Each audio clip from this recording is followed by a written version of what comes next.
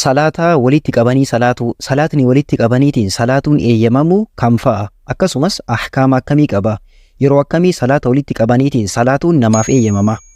Viidiyoo kana keessatti waan kana ilaallaa hamma dhumaatti sirriitti dhaggeeffadhaa, adda baafadhaatiin qabadhaa.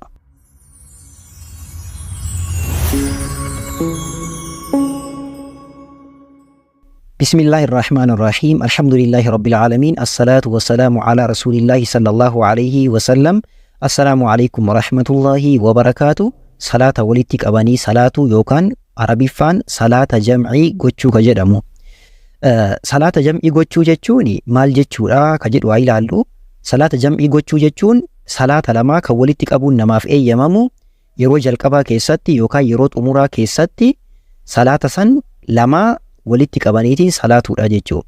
Salaata walitti qabuun namaaf eeyyamamu lama walitti qabaniitiin salaatuun maal jedhama? Jam'u salaati yookaan salaata jam'ii gochuu jedhama. Yookaan salaata walitti qabuu jechuudha. Salaatni walitti qabuun yookaan jam'ii gochuun namaaf eeyyamamu tokkoffaa salaata zuhriitii fi salaata asrii jara lamaa walirra salaatuun ni eeyyamama. Nama eeyyamamuuf qaba, akkaataa eeyyamamuu qaba. San inshaallah itti ni ilaalla. Lammaffaa salaata maghribaatii fi salaata ishaa'iiti. Salaatni walitti qabaniitiin salaatuun eeyyamamu salaata kanniin lamaan qofaa jechuudha. Isaa waliigala afur jirri. Yeroo jalqabaa jechuun maal jechuudha? Yookaan jam'ii taqdiimaa ka jedhamu salaata walitti qaban lamaan keessaa yeroo salaata ka jalqabaa san irratti salaatuudha. Yookaan ka jalqabaa san keessatti walitti qabnee salaatu. Kana jechuun akkamii? Fakkeenya salaata zuhriitii fi salaata asrii osoo kan walitti qabnee salaannu ta'ee salaata zuhrii salaata jalqabaa san irratti lachuuyyuu salaatuudha. Inni maal jedhama? Jam'ii taqdiimaa yookaan yeroo jalqabaa irratti salaatuu jedhama. Yeroo jalqabaa yoo jedhe kanaa jechuudha. Lammaffaan jam'ii ta'akhiiraati. Jam'ii ta'akhiiraa jechuun maalidha? Yeroo xumuraa jechuudha. Yeroo xumuraa jechuun akkamii? Salaata walitti qabaman lamaan sanniin keessaa yeroo salaata lammaffaa yeroo salaata ka lammaffaa san keessatti salaatuun jam'ii ta'akhiiraa jedhama. Kana jechuun akkamii?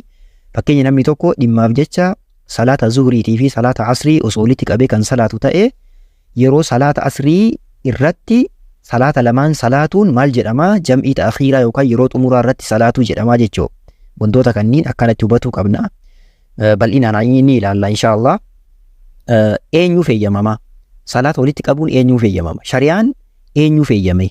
Rabbiin keenya subhaanahu wa ta'aalaa yuriidu Allahu bikumul yusra wala yuriidu bikumul usra jedhee dubbata. Amantii kana keessatti isiniif laaffisuu fedha malee isinitti jabeessuu hin fedhuu jedha Rabbiin. Kanaaf warra Rabbiin isaaniif laaffiseetu jira. Salaata walitti qabuu jechuudha. Tokkoffaa musaafira imalarra jiru. Namni tokko osoo imala deemee yookaan karaa deemee iddoo deeme sanitti salaata walitti qabeetiin salaatuu ni danda'a. Jam'ii taqdiimaa yookaan yeroo jalqabaatii fi yeroo xumuraa irratti salaata walitti qabee salaatuu ni danda'a jechuudha. Namni imala irra jiru tokkoffaan isa. Lammaffaa nama Arafaa fi Muzdalifa jiru.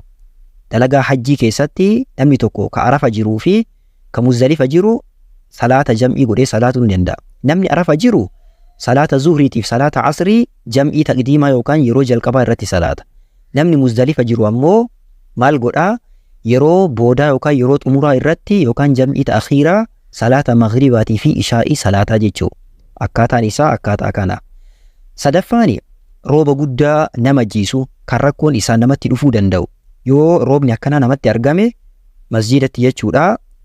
Imaamni ummata salaachisee salaata lachuu walitti qabeetiin salaachisee gara mana keessanii galaa jechuu ni danda'a jedhani. Kanaaf namni tokko roobni masjida fakkeenya osoo ka baay'atu ta'ee akkana jam'ii godhaniitiin salaatuun ni eeyyamama. Afraffaani nama dhibamaadha. Dhibamaa akkamiiti? Dhibamaa hunda osoo hin taane dhibamaa yeroo salaataa isaa eeggateetiin salaatuun dhiibbaa irraan gahu. Fakkeenya namni tokko dhibee guddaa dhibama. Sababa dhibee saniitiif jecha salaata zuhriitii fi salaata asrii yeroo isaa eeggatee salaatuu hin danda'u. Fakkeenya zuhrii yoo salaate hanga asrii ga'utti yookiin ni dadhaba yookiin rafeetiin irriba dheeraafaa keessa turuu danda'a. Akkaataa hundattuu dhibeen inni isa qabde suni dhibeen namicha kana jirtu kuni salaata asrii kana yeroo isaatiin salaatu akkaataa isaatiin salaatu dadhabbii yoo itti geessu ta'e salaata zuhriitiif salaata asrii walirra salaatuu ni danda'a. Kanaa jechuudha. Dhibamaan dhibamaa hundaa miti, dhibamaa sirritti dhibamee yeroo salaataa eeggatuun itti ulfaatu yoo ta'edha. Inni shanaffaani dhoqqee deemsa nama dhoorku. Dhoqqeen yookaan biyyeen wanti deemsa nama dhoorku fakkeenya masjida irraa gara manaa nama galu kan nama dhoorku, ka sochii nama dhoorku. Wanti akkanaa yoo namatti argame masjida jam'ii godhaniitiin gara manaa galuun ni eeyyamamaa jechuudha. Ka akkana gooyisu imaamaa jechuudha. Jahaffaani bubbee ulfaataadha. Bubbee ulfaataan akkaataa beekamaa ta'e irraa adda ta'e baay'ee tokko ulfaataa ta'e obomboleettii fa'aa kan makate ka miidhaa geessuu danda'u, ka dhiibbaa geessuu danda'u. Bubbeen akkasii yoo argamu ta'e imaamni masjidatti jam'ii namaaf godheetiin gara manaa galaa jechuu ni danda'a jechuudha. Jahaffaan kana. Torbaffaani sodaan garagaraa yoo argame fakkeenya haala nageenyaatiin wal qabatee akkaataa garagaraa irratti sodaan garagaraa yoo argame imaamni maal gochuu danda'a? Ummata salaata walitti qabee salaachisee yeroodhaan gara mana keessanii galaa jedheetiin akkanas salaachisuu ni danda'a jechuudha. Namoonni shari'aan salaata jam'ii gochuu yookaan salaata walitti qabuu eeyyameef namoota kanaa inni 8ffaa fi inni xumuraa immoo dubartii dhiigni ustahaadaa irraa argame.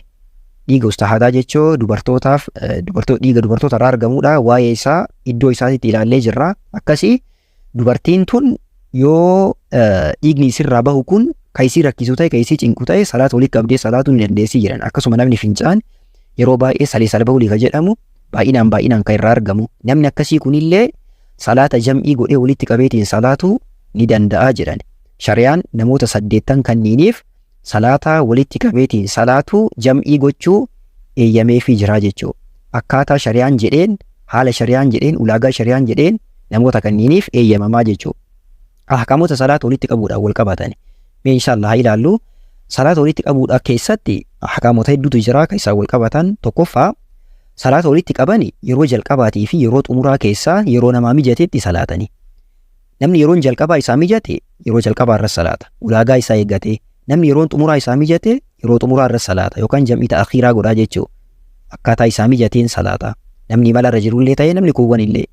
Lammaffaa salaata walitti qaban lama jidduutti salaatni sunnaa hin salaatamu.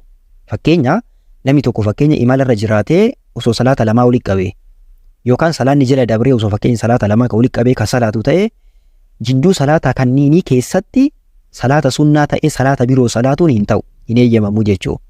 Attan kabiraatii miti turiinsa yeroo dheeraayyuu jidduu kanatti taasisuu hin qabu. Maal gochuu qabaa?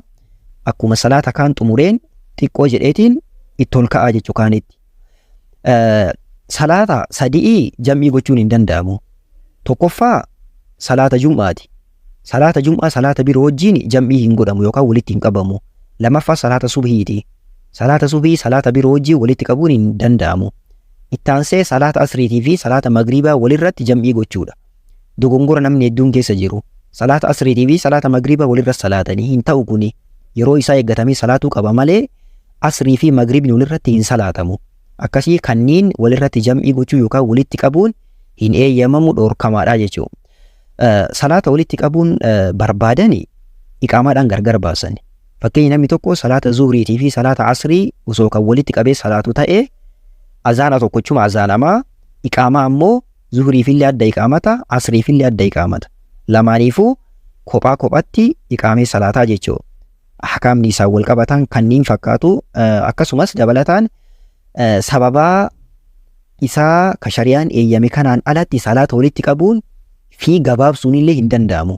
Namni tokko sababaa shari'aan eeyyameen ala, namoota shari'aan eeyyame kanniiniin ala salaata walitti qabee salaatuun yookaan salaata gabaabsuun hin eeyyamu, dhoorkamaadha jechuudha.